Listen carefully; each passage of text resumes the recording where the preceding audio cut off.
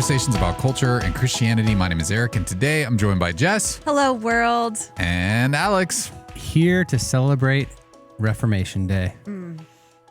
All right. This is like a real day. That's good. It's a real day. It's not a... The pagans call it Halloween. Hallows Eve. And he's back. That's true.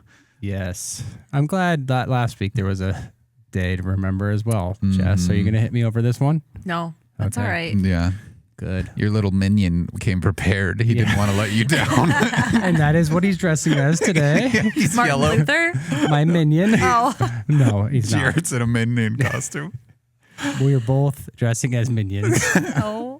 Minion 1 and Minion 2 are mixing it with, what's that other? Dr. Seuss. Groot? Oh, yeah. what's cute. the leader of the Minions? Isn't that his name? Groot, yeah. I saw you more as that Oh. in the scenario with. You will Minion. not be shocked that I've never seen it. Did you see any of the shows we talked about last week? I don't remember seeing any of the shows and you talked about a lot. Like I told you off there, Jess, and you mentioned it. How do you have time to do this? And I was like literally wondering. I'm like, Jess is like one of the busiest people I know. Like she has to watch these shows on like 4 times speed or something. It's I wild. do record some things and fast forward through commercials. The at home. boring part. Yeah. Yeah, Yeah. that makes sense. But great job. You guys did it without me. I feel like I'm going to leave all the time now. Yeah, So- you can trust us to We could do it. have a very unconventional podcast. Eric, how are you? I'm great. Thanks for asking. I did. We lost our chemistry. Oh no. Oh no! It's funny to me to not have a good reaction. I'm fine. Normally that doesn't come up on the podcast, I know. so I wasn't prepared for that. I care. I question. think about it. I think about it sometimes when we're done recording. I'm like, nobody asks how Eric is. That's fine. I'm just here I to care. Facilitate great conversations about culture and Christianity. Which you do. Yeah. Speaking of conversations, I would love to have a parasocial one with a voicemail if we could. Let's do it. Hi, uncomfortable. I was unloading my dishwasher today in under 2 minutes and 22 seconds because I load it in an orderly fashion. And that got me thinking about efficiency and then the gleaning concept in the Old Testament where you don't take everything from your field so that people that don't have fields can and feed themselves and their family. And then modern efficiency sometimes can lead to, job loss and stuff like that. So I wanted to Jesus juke the dishwasher and say, what do you think about efficiency and gleaning? And also, how do you load your dishwasher? Thanks. I'm going to hang up and listen. I say don't spray your dishes too much. Like don't clean them off too much before you put them in the dishwasher. That way your dogs can glean some of the food off when they come over and lick the spoons and plates that haven't been fully cleaned.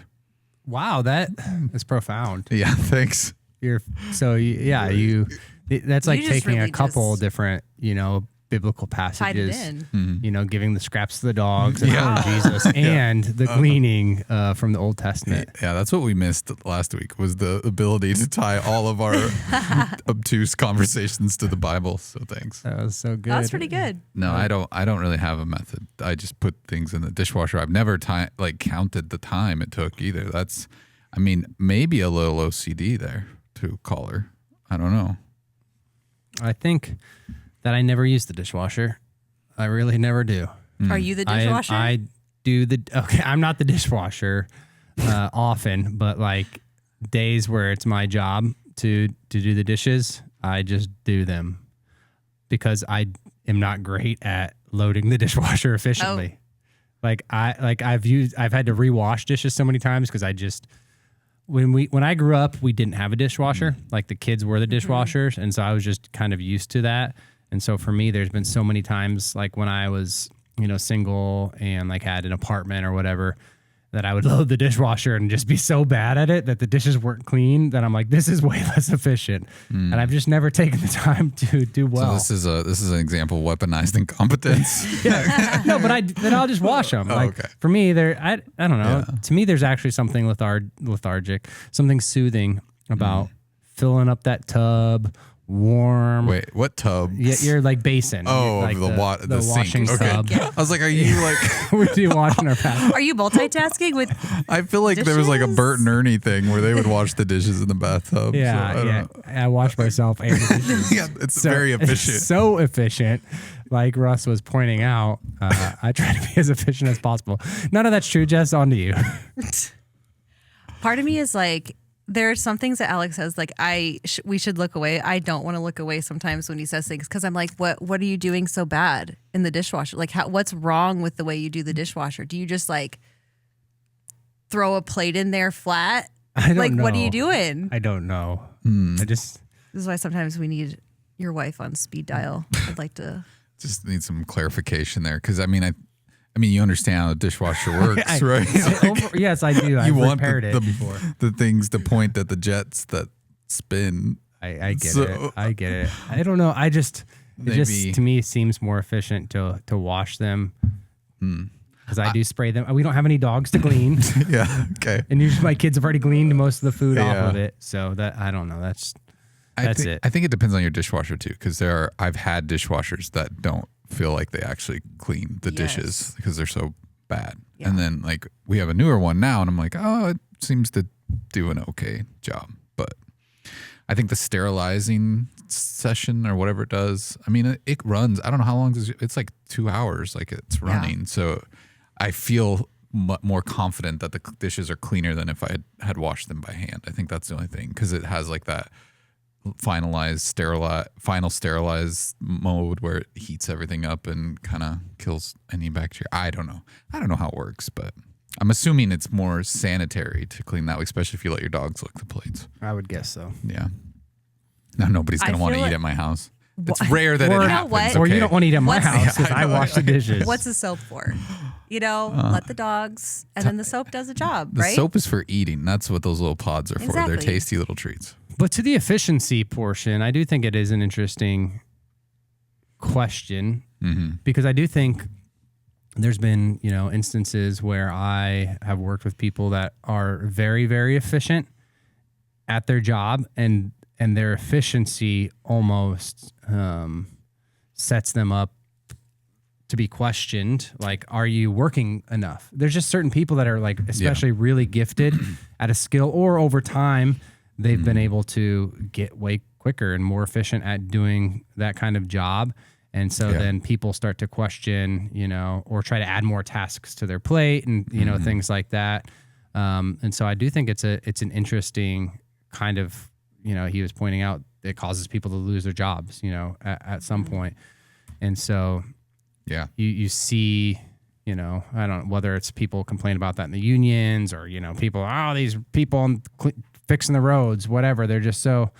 And let me tell you, one of the most efficient road projects I've ever seen in my life, by the way, was the road project right out on 108th Avenue by Christ Community a few weeks ago. Are you being serious? We're all triggered. Yeah, that now. was quick. Was it? They tore up those streets and totally laid new pavement. It wasn't pavement, but that was quick. That was efficient.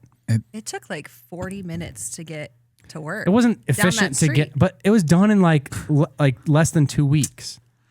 I mean, I think I think people might argue with you that it wasn't that efficient, but maybe tore up. It was so They literally tore up. unorganized. It felt like though they weren't doing it in this logical sections to me, like the way they would block the road. But I don't know.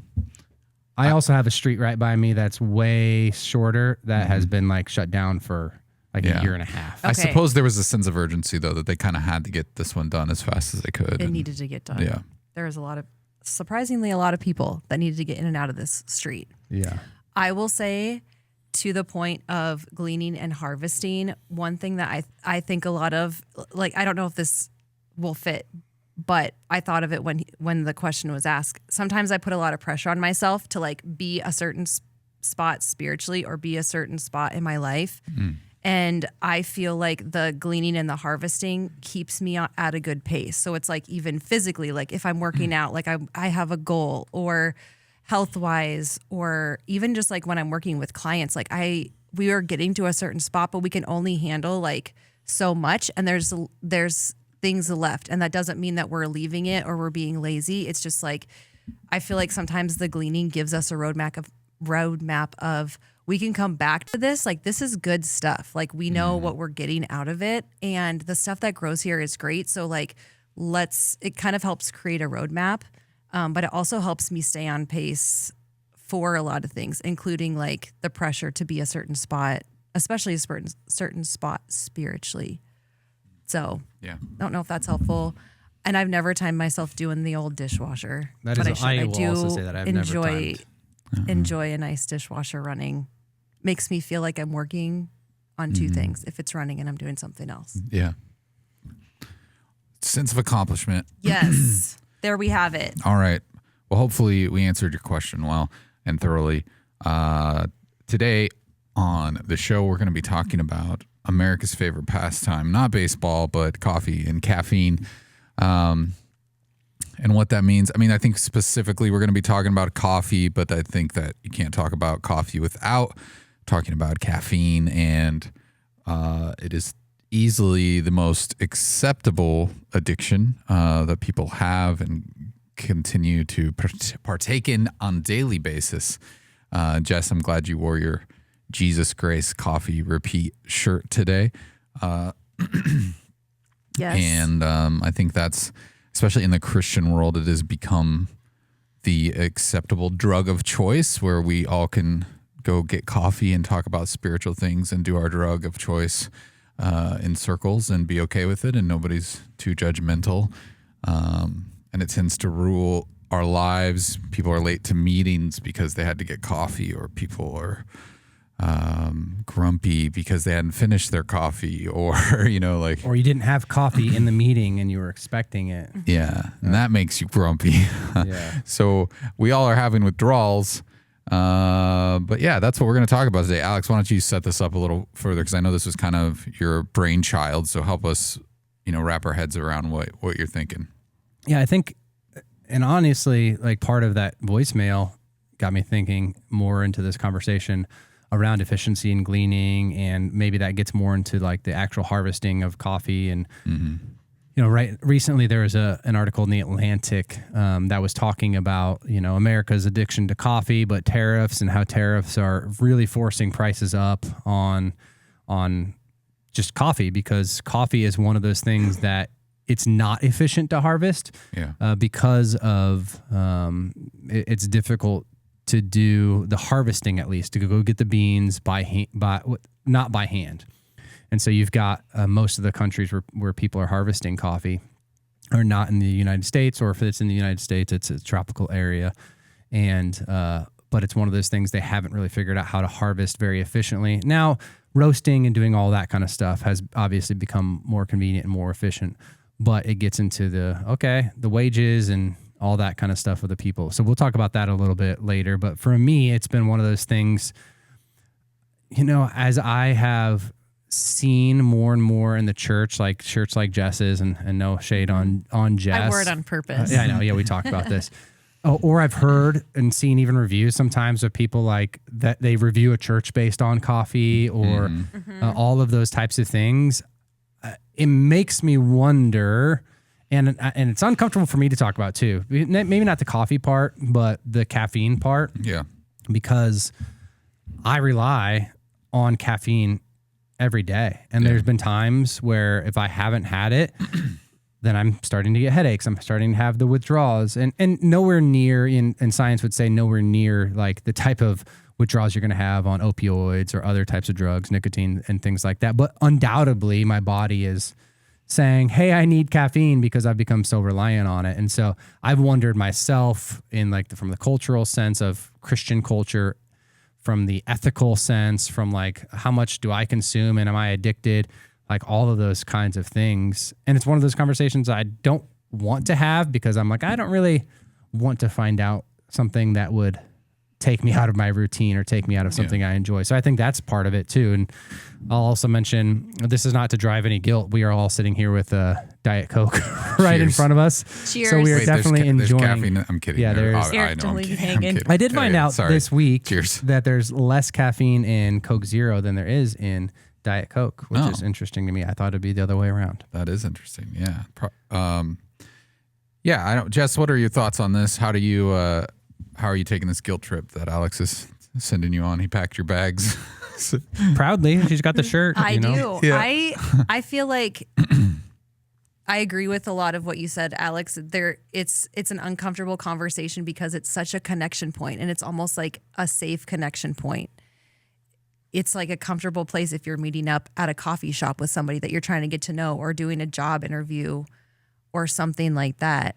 But I also agree, like there are times in my day where it's like maybe I'll be irritable or maybe like I'll have a headache, but more for me, I'll reach a point in the day where I'm like, I haven't had coffee today and like I need coffee or I need caffeine or something. Like there's just a point in the day where it's like, it's coffee time. And so there is that where it's like we don't maybe want to admit there's a reliance on that, or it kind of feels like something we can give or take. But I think that there is more to that. I think that there is an expectation of church to have coffee and for it not to be decaf too. I think like if it wasn't decaffeinated, if it was decaffeinated coffee, would people drink it? Like we're looking for something out of it. We're looking for a feeling, and that feeling is physical. But I also feel like that feeling, and we can get into this more later, but like I think it's emotional too. Yeah, for sure. One of the things, the article from The Atlantic that's titled "The Drink That Americans Won't Give Up Without a Fight." And that, like I said, some of the things it was highlighting is tariffs and, some of those things. But it said coffee is fixed in our culture, our economy, our rituals, and our brain chemistry. It's the country's most consumed beverage aside from water. And it's a psychoactive ingredient, caffeine. It's by far the most popular drug on earth. On any given day, an American is likelier to drink coffee than they are to exercise, to pray, or to read for pleasure.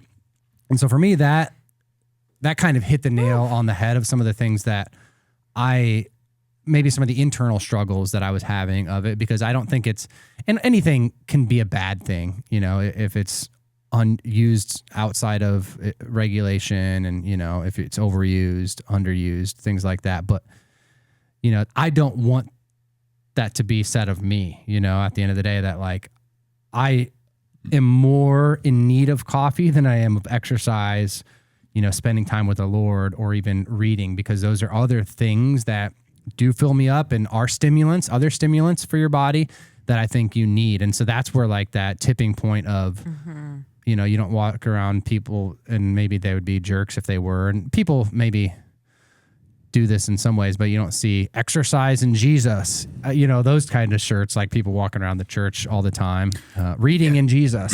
I think it's just not comparable though. Like that comparison, I get, it feels like a straw man argument to me, because I'm like, getting a cup of coffee does not take the same energy or mental strain or participation on my part to as it does to exercise, pray, or read. All of those things take mental strain, it's like if I were to turn on a TV show, zone out and drink a cup of coffee or watch a movie or something, that stuff is a little more passive. You're kind of just, you're there. It's like your brain's just kind of rotting, whatever. So it's those three examples to me just aren't, it's tough to even make those comparable to just getting a cup of coffee, because it's not, of course that's true, because that's a drink. Like that's like saying compared to any type of like routine thing that is more necessary. Obviously coffee isn't necessary, but that argument to me is just kind of something where I'm like, I get what you're saying. Those things are important, but it's so much easier to just open an energy drink, brew a cup of coffee, go through the drive-through to Starbucks, go, like all of those things. Like those other things taken in habitual, intentional, like plotted, like you have to be willing to go do those things. Like if I'm going to exercise, I've got to force myself into that state of mind and do the exercise. It's going to take something from me, where the coffee is just this quick hit of like, okay, I like the taste. I like what it does to my body chemistry, to my brain chemistry. It's, I'm just participating in that thing, and it doesn't take much energy unless you're some crazy barista at home making some elaborate coffee. I think those other things also, though, will provide your body with a lot of what people are looking for inside of caffeine. So like your body so for somebody to say, I don't have time, like what you need is exercise. Sure. What you need is time with the Lord every day. What you don't need is coffee. And there's people that we've convinced ourselves that I need these things just as much. And so, I totally agree that the time it takes, the mindlessness. I mean, there probably are certainly people that are spending as much time on some of their coffee, but I don't think, most people at all are taking that much time to brew their coffee and, do it I don't even know all the official ways of drip, pour, drip, whatever it's called. I don't know. That's a song you're making. I also think with some of those things you can multitask, so you can have coffee while you're at a workout. I mean, I've taken a cup or of while coffee. you're reading. You could have coffee while you're reading, while you're praying, and for some people that's very real. Like while you're doing your devotions. Yeah, some people that's. We had the president of our denomination show up and was just sharing some of the things that he does with our staff. And one of the things he said is he has his first cup of coffee with Jesus every morning. And so he was saying, that's what I do. I get my coffee, I get in the word of God, and I spend time, with Jesus, which is to the point of... If you were to replace coffee with cigarette, which is not, like, fundamentally not that different, a substance that grows in the ground and tobacco leaf. I'm just saying, like, the people's reaction would be very different. Oh, you know what I'm sure. saying? I'm just saying there is kind of, like, I think there's this, for whatever reason, because we've decided that caffeine is okay, we have kind of given it a lot of grace to where if someone were to be like, well, in the morning I get up, I have my cigarette, and I meet with Jesus. Like, people be like, well, you need some discipling. That reaction would be very, very different. Yeah. And I'm not criticizing him in any way. I'm just saying I think that when we talk about any type of chemical thing that can change your brain, it is interesting. I mean, you could go further with alcohol or something. I gotta have my beer and Jesus. It's just like there's people do that. It's a different kind of brew. Yeah. I mean, it's just one of those things where I think especially when you're looking at the Christian subsect of this idea of caffeine as a drug, I think it is not only is it the most accepted drug culturally, it is the only really kind of across the board accepted drug in religious circles, unless you're talking about Mormonism. Yeah. Where they say no caffeine. And undoubtedly there is, like most things that blow up and they become a thing, there is a market for this. Like, I don't ever remember, like as a kid, for me, my parents had a coffee pot at their house, but like coffee shops, like Jesus and coffee, like this whole entire, like, people would say, you want to go get a Coke, I think back in the day, but not like, do you want to get coffee is synonymous for like, let's have a conversation. And it's not just usually about the coffee, it's not like we're both going to just get a cup of coffee and stare at each other. It's about conversation. It's about so many of those things inside of our culture. But I mean, there are coffee shops between that and car washes. I can't keep up which ones are popping up more and more, like everywhere. Anytime there's a new development, it's like there is a new car wash and a coffee shop. Someone should put them both together. And I think, you get your... There probably is somewhere. There probably is. But they're everywhere. And Starbucks, obviously, I think for maybe probably a craft coffee person wouldn't call Starbucks craft coffee, but they were one of them that just exploded as a franchise and really made coffee as convenient. Well, and I think as it was. I think you did have I know people would get coffee. It was it was different. It was like at the donut shop. Yeah. It was at the diner. It was at what I mean? Like, it would go, I'm going to go sit and have coffee with this because I remember growing up, my dad would say that, but it was never in today's context. Like, he'd go get coffee with someone, but it was at the truck stop, maybe even. It wasn't at Starbucks or anything. I think too, like, coffee was a ritual too in my house, in my grandparents' house, where like there was like always a pot of coffee. Yeah. Brewing, like, accessible all day, but especially like after dinner, it's like, hey, does anybody want coffee? Like, it's very normal in the Yeah. older generations to be like looking for that at certain times, because I think it's part of they it is a ritual. They drink coffee with their steak. Yeah, they right. drink a cup of coffee Yeah. with their meal even. So it's just, And I think like that's the gift I like my when I'm somewhere like traveling, I look for a coffee that's been roasted in where I'm at, because my mom loves coffee. Like it is a love language for Yeah. a lot of people, and it's a gift that people enjoy getting. But to Alex's point, it has become commoditized. I can't talk today. Right. Sorry, I'm you fine. don't have to go far to find. Right. It is. It's become something where people are.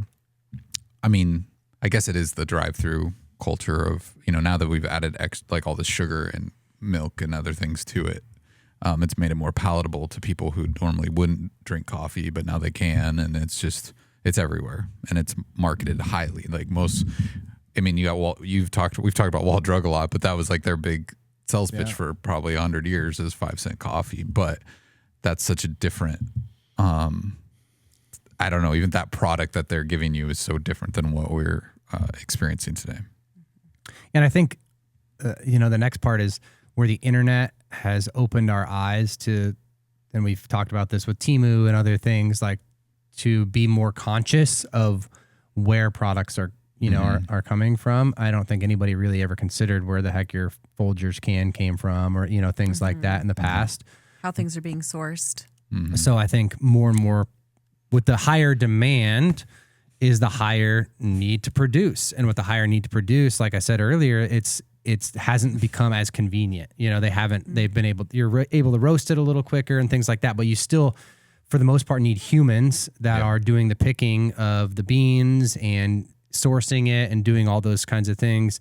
And 125 million people worldwide is what the coffee industry supports. But, on average, most of the person doing a lot of the work and those who are sourcing it, picking that coffee, they see or they live most of the time in poverty.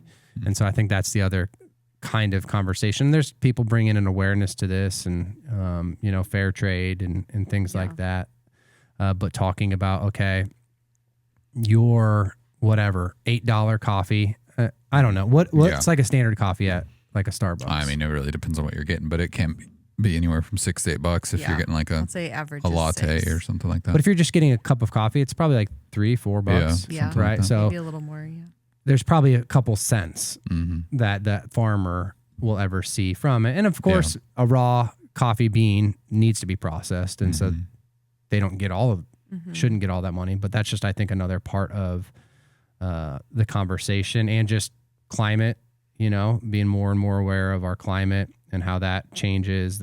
And it's going to continue to change in coffee growing regions. And so does the demand and this increased need for coffee, is that going to be met with other kinds of issues in our world? And I think those are always things to be cognizant of, and asking difficult questions, having those uncomfortable conversations. My convenience, what's the cost of my convenience? And I think that's... And it's tough because obviously we're talking about coffee, but it doesn't stop there. Exactly, yeah. So it's like, Endless. where do we go on that, whether it's clothing or food or like what, where do we draw that line, and where do we end? I mean, we live in such a capitalistic, consumeristic, culture that we're constantly eating more, drinking more coffee, consuming more, disposable everything. Something technology-wise breaks, we throw it away. We buy cheap clothes, so we buy more of them because they fall apart sooner. And so, I don't know. It's tough to know where that ends. It's kind of like someone who says, I'm a vegan. And it's like, okay, well, what about the meat that the farmer eats when they grow your vegetables? Oh, well, yeah, I can't control that, but it's like where, I don't know. I don't know if we have the capacity to we just would cease to exist at some point unless we completely became self-sufficient, off the grid type of a lifestyle. It's also hard when we're having this conversation not to feel guilty, because as we're bringing up where our food is sourced, like how animals are treated, like how beans are harvested, like how our clothes are made. It's like, it takes a lot of work it feels like it takes a lot of work to be so intentional. And if I'm not, then I feel very guilty that I can't just drive through a drive-through and wonder, like, how deeply do I have to think about everything that I do? Yeah. And if I don't, am I not being a good steward? Like, is Jesus going, is it a sin? Mm-hmm. Is it a sin to go somewhere where I know that maybe or maybe not, there's been discrimination or something that's happened within that product that I'm buying or wearing? And it's like, I think that's a really hard thing to wrestle with, and we can really get weighed down in the guilt. Mm-hmm. And so I don't know. I think that's like, and what does that? how do we resolve that? To what end? Right? Right. To what end? If I have that guilt, what am I doing as an individual? You could go into virtue signaling and just be like, okay, well, I don't drink coffee because of, the people it affects. Okay. Well, what else do you do? It's just, I don't know. I don't know how you, it's just what are such the an parameters? endless cycle. Like, where's the bumpers? Mm-hmm. Yeah. One of the things you mentioned earlier, Alex, was churches even being reviewed on Google for their coffee. And that's become, that's a staple here at Christ Community Church. We always have free coffee for people that are here on Sunday. And I think you had a note here that was like, good coffee almost becomes a shorthand for good church, as people are reviewing what their experience was at a church. Here we are we drug dealers? Are we dealing Christian's favorite drug right at the front door as they enter in for service? Is that what, what is our takeaway from that? I think for me personally, I look at Jesus's ministry and I'm like I was thinking about that today before this conversation, like where did he intersect with culture to try to meet people where they were? And I think turning water into wine at the wedding was kind of an example of, wine was the drink of the time culturally, whether that was to avoid certain diseases or things like that in the water, but that was what people drank. So he wasn't afraid to engage with people in that way. So I think the church probably feels the same way. Like, okay, if this is where people are culturally drawn, that's okay. We're not hurting anybody, I guess. But what do you think? Yeah, I think I think there has to be some kind of, and again, it's where do you draw the line kind of thing, because a church, I think, should be aware of, and when I say a church, I'm meaning, more of like a specific organization of where we're sourcing things. So do we do that with our paper? Do we do that? There's endless, ways that we could try to figure that out. But if coffee is such a commodity and it's something that we want to serve our people, then there's obviously ROI that goes into that. At what point is the coffee good enough that people aren't going to complain about it, and also cheap enough? That's everybody kind of balances that budgeting kind of question. Mm-hmm. Okay, it's good enough and it's cheap enough, and we can also make enough of it. We have enough coffee pots to brew it, and so on and so forth. But I do think there's probably some sort of homework that a church should do, especially if you're, or any company, the volume that you're consuming, I think, determines like the dent that you're going to make inside of, some kind of organization or, things like that. And so I do think a church should have an awareness. And not every staff member should, but whoever's, running that kind of that position or organization, organizing that type of stuff, should have some kind of an awareness of, hey, where's our coffee sourced from? Are those people being, treated fairly? There's definitely, scripture that talks about, James wrote to a bunch of people that were becoming Christians and they were wealthy, and he wasn't trying to say, in James 5, he wasn't trying to condemn them for their wealth. He wasn't saying, hey, you need to sell everything and give it away. But what he was trying to tell them is, like, you have to consider the injustices that have been happening, some of the injustices that led to the wealth that you're having. And as a Christian, if you've all of a sudden met Jesus and he's changed your life and you're seeing people differently as people that are image bearers of God, then it is your responsibility to figure out, hey, have I been treating them unjustly? I'm not saying to give all your money away, but is the bottom line coming at the stake of image bearers of God and marginalizing them more and things like that? And that becomes a very uncomfortable scenario to try to wrestle with. The Industrial Revolution. Yeah. I mean, and we're not there. Like culturally, there's just, I don't know. I would love to know what they would say about now, like everything we have, every luxury we are afforded is built on the back of slavery and slave wages and blood money and child labor. And there's just horrible working conditions all around the globe, and we're the benefactors of it. So, I mean, at this point, we almost just have to abandon everything whole cloth, or do we just continue to justify our actions because it's the American dream, it's the American way? I mean, I don't know. I mean, I think you're raising a really good question, but I almost feel like we are so far removed from, hey, come plow my fields to I go to the grocery store, to the supermarket, I get it delivered to me by someone. I don't know. You could just go down there's so many steps of removal from the process where you're not even close to it. Your meat's all prepackaged. You're not slitting the throat of the animal that you're about to eat.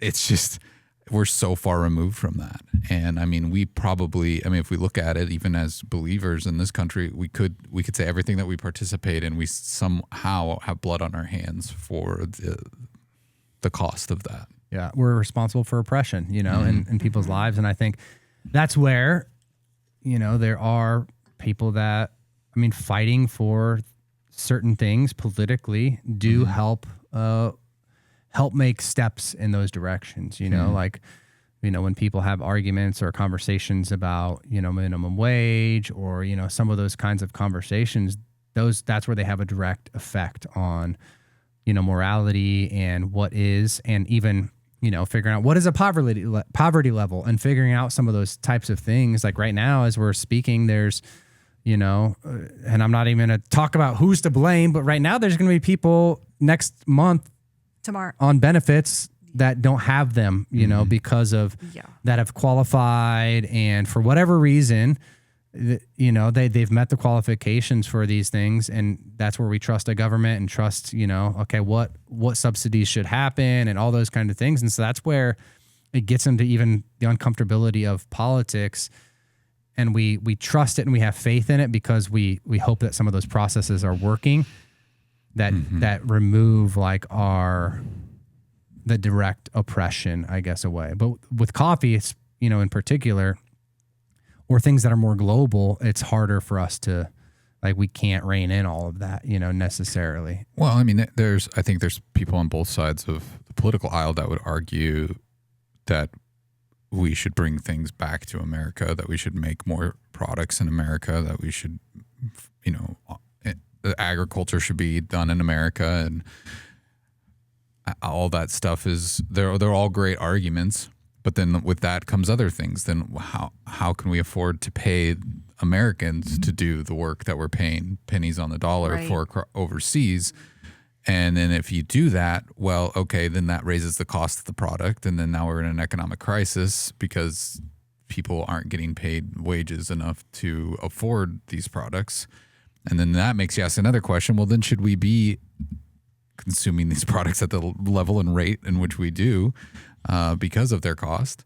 And so, yeah, it's a messy situation. And the idea that one person, one political party, any entity you want to name could say, oh, I've got I know the right way. It's kind of asinine at this point because there's just so many layers of complication that go along with it that the only way we're going to resolve most of these issues is to work together, no matter who you are, no matter what your belief systems are. When it comes to something where we have to coexist in this world, we do kind of have to go across party aisles and make compromises to try to accommodate for these people and what their needs are. But I just don't think in reality people on a day-to-day basis when they're going through the Starbucks line they're not thinking of anything beyond what's ahead of me today. Yes. Oh, I'm annoyed with my boss. Oh, I need some caffeine to just make it through this day. I need, like, we are so insular in that. Like, I mean, that's what, it's just so tough to have this conversation in general. The only way we would know is if there was, I think, passive information. So it's like, if it was like, we're brewing this kind of coffee today and it's sourced from here. And but do they care? No, but I'm saying the average person the only way we would know. Doesn't care right? at all, though. Right. That doesn't. You could put that sign up. Exactly. And somebody still might not read it. They're going to take that fact and go virtue signal to their neighbor or to their coworker that, I got this coffee and it's, it's fair trade. So, or that makes that makes somebody feel better about buying an $8 cup of coffee. I mean, maybe either or. Yeah. I mean, that's like we've seen that. We talked about Tom's before and like buy a pair and they give a pair. I just think so many people are so, and this is going to sound harsh, but the average American is so selfish. They are focused on themselves. That's it. What me, what's my day like? How does this benefit me? How does this make my life better? How do I grow my personal kingdom? They're not thinking about this. And so I think it's good that we raise these questions, but I'm also like, it makes me kind of go to like an existential crisis of what's the answer? Like we can raise these questions, but like really, what are we getting at? Yeah. And I think that's the difficult part of the conversation is it does force and partly why I don't have the answer, like partly why, having the conversation is like, it forces me to wrestle with some of these things that I just never would if someone didn't bring it up. I went on a tour last week of even chocolate, a chocolate factory and like figuring out like Willy Wonka's? Yeah, Willy Wonka's. Yeah. No, but like fair trade and all that kind of stuff. And so I got to like hear a lot of this, and then you go to one of those things or if you sit through somebody like that's their job is to talk to you about fair trade coffee or whatever that product is, like there is like, they'll sell it to you, like for sure.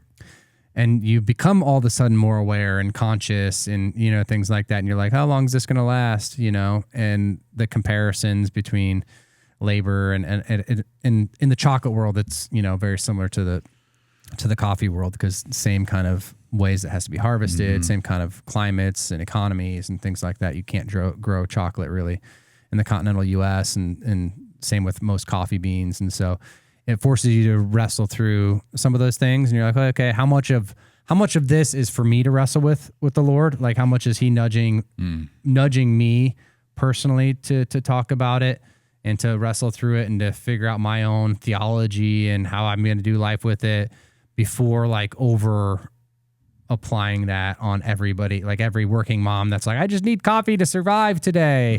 Okay. And well, we just got like some of those, and maybe I'll read some of those later. But for the person that's literally feeling that, like they're not getting sleep, they're like, if I don't have energy, I'm not going to perform at work, and then the spiral, happens inside of their life, and so, and that's another part of it is like, okay, you bring in awareness and you invite, the Spirit to say, hey.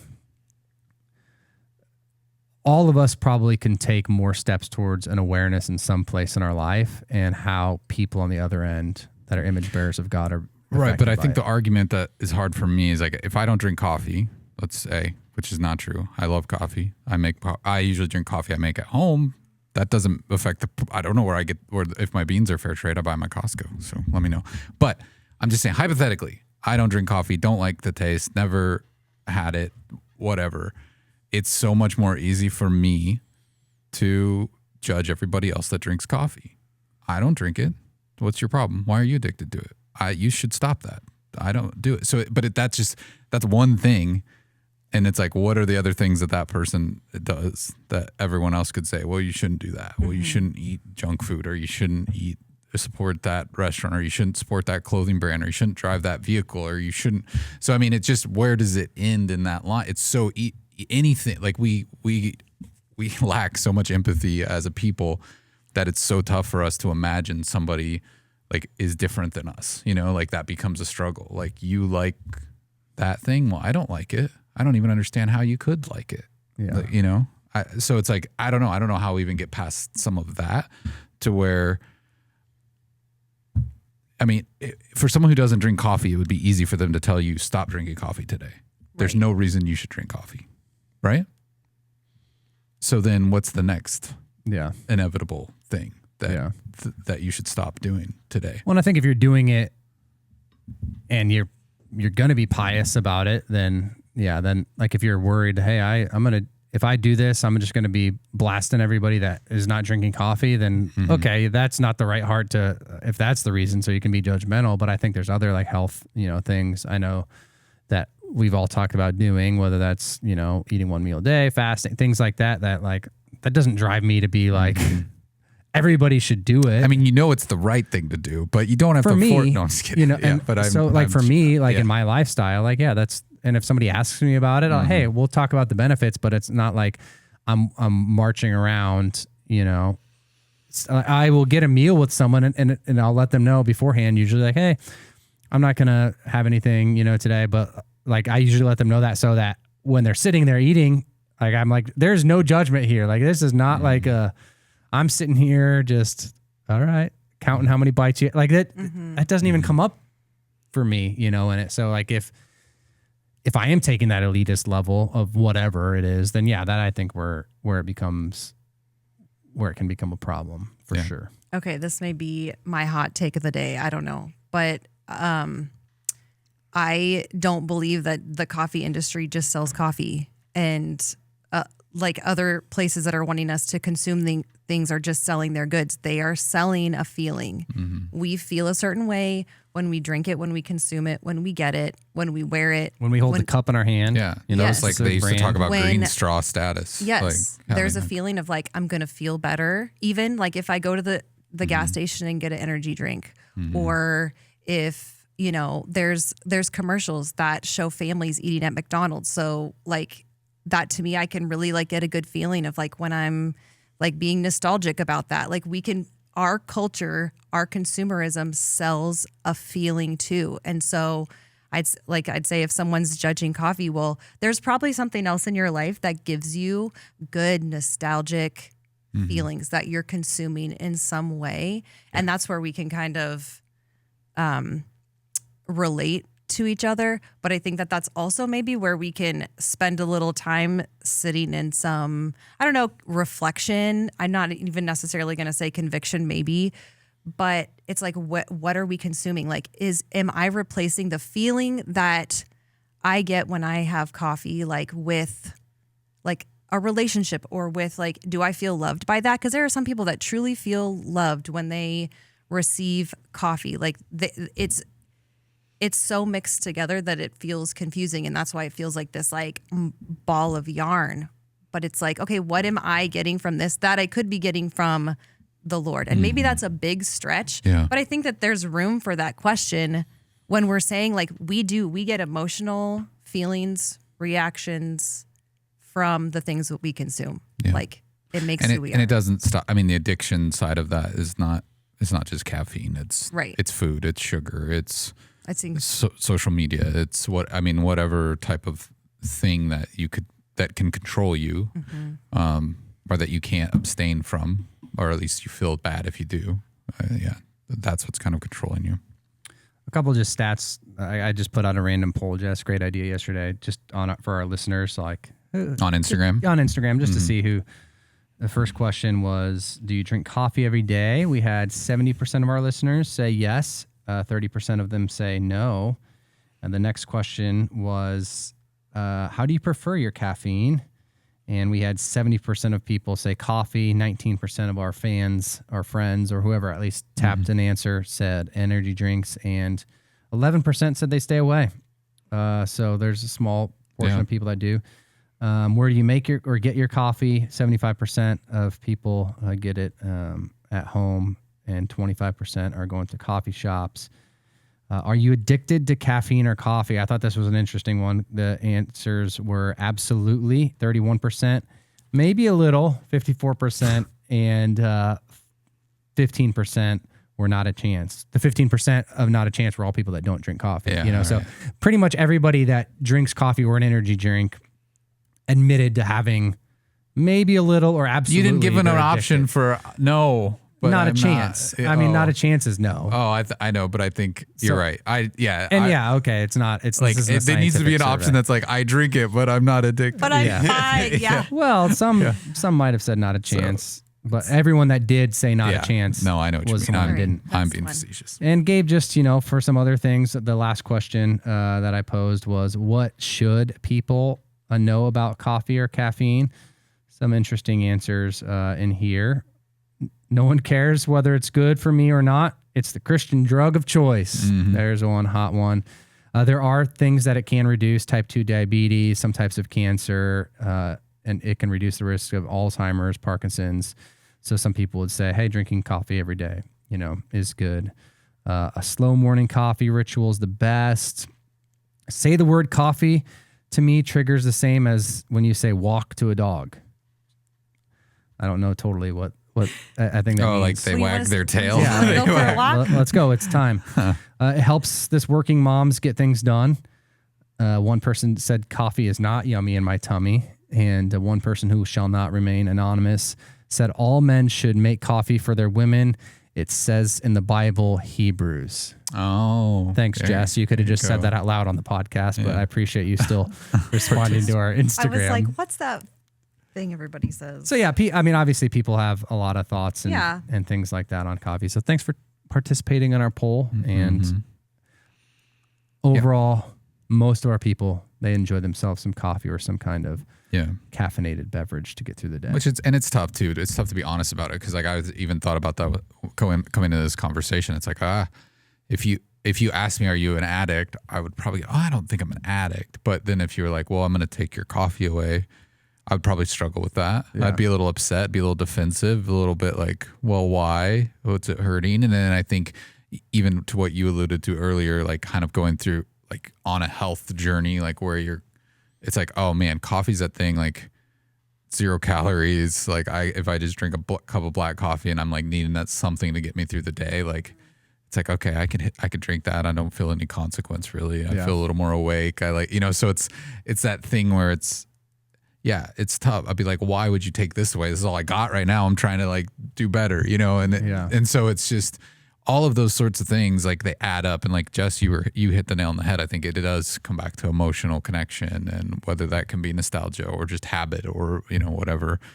And it's probably not to just land the plane on that familiar runway, but it is probably about moderation, right? Like what are you? I mean, I know there's been times in my life where I'd get up and have 2 or 3 cups of coffee, and then I'd have like maybe 2 lattes sometime throughout the day, and then maybe I'd make another pot of coffee at night. I would drink a lot of it. I don't do that now because I feel like my heart would explode. But I mean, there is moderation. But I think is that also like, should we be moving towards abstinence with caffeine? Does that make our minds the clearest they could be? Is that the healthiest choice? I'm not here. I'm not one feeling. I don't feel like I'm able to speak to that or tell someone what to do there. I mean, I think scientifically, and doctors would say you don't need caffeine to survive. Well, absolutely. And so if you're at a point where you really think you need something to survive, that's probably when it's addiction, and again, the science will tell you it's totally a different, and that's a lot of times why they wouldn't even attach addiction to it in the same way, like a drug, because it is a drug, but they wouldn't attach it into a chemical dependency. Yeah. Because something like caffeine, you're going to have withdrawals, but it's like a day or 2, maybe a week at the longest, versus like drugs or nicotine and some of those things, like that dependence. Yeah, biochemically inside of your body is just totally different. But one of the things that like I try to do every so often is there's things that my body doesn't need to run, and not even just that. I think an honest question to ask sometimes is if I can't give something up, I don't own it. It owns me. Something that you don't need to survive. Mm-hmm. Food, you need food to survive. You need basic energy. You need all of those things. But every 40 days, you need food. But, for me, like I try to say, all right, I'm going to take a few weeks and try no sugar, because I can't, like when there's moments where I can't like have dinner and then not have something sweet. Like, and I feel myself in that spot. I'm like, okay, it's probably time to do that. My Sometimes TikTok feed tells me you need apple cider vinegar. there you go. That's Sometimes it is caffeine. Like I'm like, all right, I just need a couple weeks to just not do it, just so I can remind myself who's in control, you know, like that. It's a mental thing for me. And I'm not telling everybody they need to do that, but sometimes when I feel like, okay, I'm in that position where I'm making statements like I can't do life without this, then maybe it's unless that's a fact, you know, like food or whatever, then I should probably just pull back a little bit for my own self. And that's more of like a self-discipline thing. Again, not like projecting everybody needs to do that, but those are moments where I'm like, okay, I'll pause from, you know, sugar or caffeine or, you know, fill in the blank, fast food or whatever. So I would even say, like, as a therapist, I added this year, just because of experiences I've had with past clients, where when I'm doing an intake with somebody and it's usually like an extensive, like, family, personal history, getting to know somebody, that there's a section for substance use. And I have chosen to add caffeine on there. Because when I ask, like, you know, do you have any substance use? Most people think cigarettes, alcohol. But it is important to know how much caffeine somebody's using, even in my field of like, hey, this could be affecting your day. Or if you have high anxiety, like how much caffeine are you consuming? Like, it does play a part in a lot of things, but that's just something too where it's like, I think moderation is definitely key. And I think, I'm not sure if I'm going to stop drinking coffee after this conversation. I mean, I know I'm caffeine. not. I mean, I'm not kidding. But I'm not going to be able to kid anyone. We're remaining. It's just, yeah. But I think it's good to talk about. Again, I think that like, this type of stuff, it's like you do these types of things, and I think in the Christian world, we're standing on a line of, are we talking about getting closer to Christ, or are we talking about self-help? Like, are we cutting out sugar? Are we cutting out coffee? Are we cutting out whatever for self-help? Like, is this a self-help theology, or are we actually doing it because we're trying to deprive ourselves of something that's getting us closer to Christ? And I think we talked about it earlier, but when we are we live in an empire that was built on the backs of slaves and blood money and all these other things, like, we can't fully remove ourselves from all of the atrocities that have gotten us to the privilege that we have and the riches that we have. We are the rich people. We are the rich rulers of the biblical times. Like, when you look at the people in America have more wealth than, 99% of the world. Like, there's an undeniable factor there that it's like, yeah. So when we talk about this stuff, it's hard to talk about it on a global level. We kind of have to talk about it on a personal level and go, okay, what choices am I making? What practices can I be participating in? What things can I deprive myself from because I want to get closer to God, that I want to make room for the Spirit to dwell in me and surround me and guide my decisions on a day-to-day basis? Like, what are those things? It's not out of it's not just healthy. It's not just because I want to be healthy and I want to chase the next fad. It's because I need to know what it's going to take for me to be a disciple of Jesus and to get closer to him. And I think, and so, I mean, that's, sometimes I get frustrated with these conversations only because I'm like, man, there's so much there that I'm not sure where to go with it. But ultimately I can see the benefit of someone taking inventory and going, this is what's wrong in my life. This is what's controlling me. Like you said, Alex, that if I can't live without it, it's probably controlling me, and I can make those decisions to take one step closer to Christ. But I do think people really need to be cautious. Like, are you doing this so you can tell your book club, or are you doing this actually to get closer to Christ in your daily walk? Yeah, I think that's a big thing about fasting or giving something up is, what am I replacing it with? You know, a lot of times, people will talk about fasting or what's the other word that we talk about, we love in the church? Sabbath. I'm Sabbathing. Yeah. And it's not just the lack of doing something, but it's what you're replacing, that with. I mean, if you Sabbath and you're just like, I'm doing nothing, like absolutely nothing, but you're not, like, I don't think rest is found in doing nothing. Rest is found in being attached to the vine and knowing, hey, he's the one that's the producer here, that this is in Christ. Come to me, those who are weary and heavy laden, I will give you rest. Yeah. Like, rest has to be given to us, through Christ. And I think that's something, that you bring that up as a good point. I will say one hot take. that I would make around this or challenge, maybe churches to consider or Christians to consider is if a church's budget for coffee is bigger than their budget for missions. Like, to me, I'm like,